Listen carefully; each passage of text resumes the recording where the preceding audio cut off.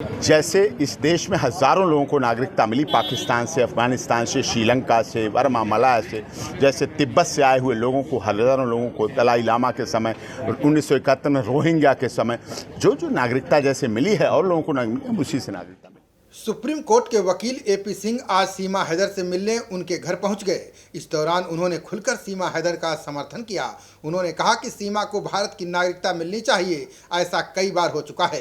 वहीं दूसरी ओर नोएडा पुलिस ने सीमा और बच्चों के फर्जी दस्तावेज तैयार करने वाले मददगार को गिरफ्तार कर लिया है। पाकिस्तान से ग्रेटर नोएडा पहुंची सीमा हैदर लगातार सुर्खियों में बनी हुई है। आज सुप्रीम कोर्ट के senior advocate doctor AP Singh Seema Haider से मिलने और उनसे बात करने के लिए उनके घर पहुंच गए। सीमा हैदर और सचिन ने अपने ही वकील के लिए दरवाजा नहीं खोला। एडवोकेट एपी सिंह दरवाजे के बाहर खड़े रहे। उन्होंने दरवाजा खुलवाने के लिए पुलिस को फोन किया। एडवोकेट ने पुलिस से कहा कि हमने राष्ट्रपति के यहाँ सीमा की तरफ से याचिका लगाई है। सचिन और सीमा से हम अकेले ही मिलेंगे, कोई और सदस्य नहीं जाएगा। दरवाजा खुलवा दीजिए। इसके बाद सचिन ने दरवाजा खोला।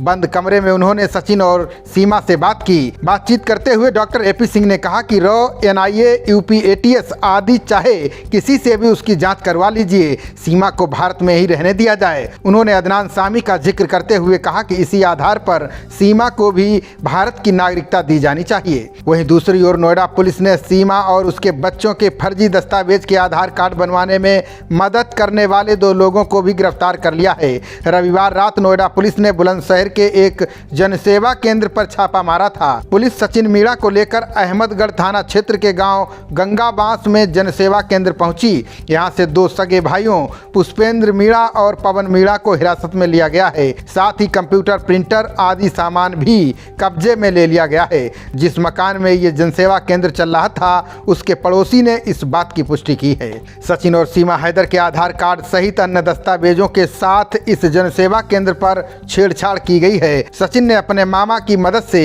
ये काम करवाया था। दोनों ने बुलंदशहर में ही कोर्ट मैरिज की एप्लीकेशन दी थी। हालांकि डॉक्यूमेंट में कमी के चलते दोनों की शादी नहीं हो सकी थी।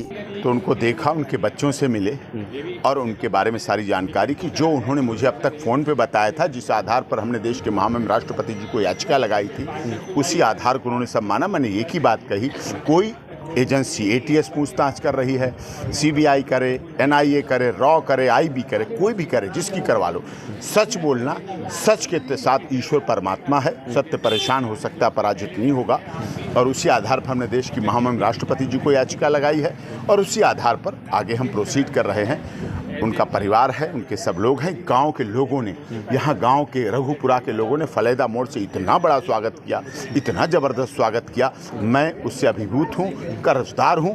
और वो स्वागत सिर्फ मेरा नहीं है, मैं समझता हूँ स्वागत इस देश के सभी एडवोकेट का है, जो दीन, दुखी, परेशान, बेसहारा, गरीब लोगों की मदद करते हैं। खबरों का सिलसिला जारी रहेगा। देखते रहिए जनप्रवाद। नमस्कार।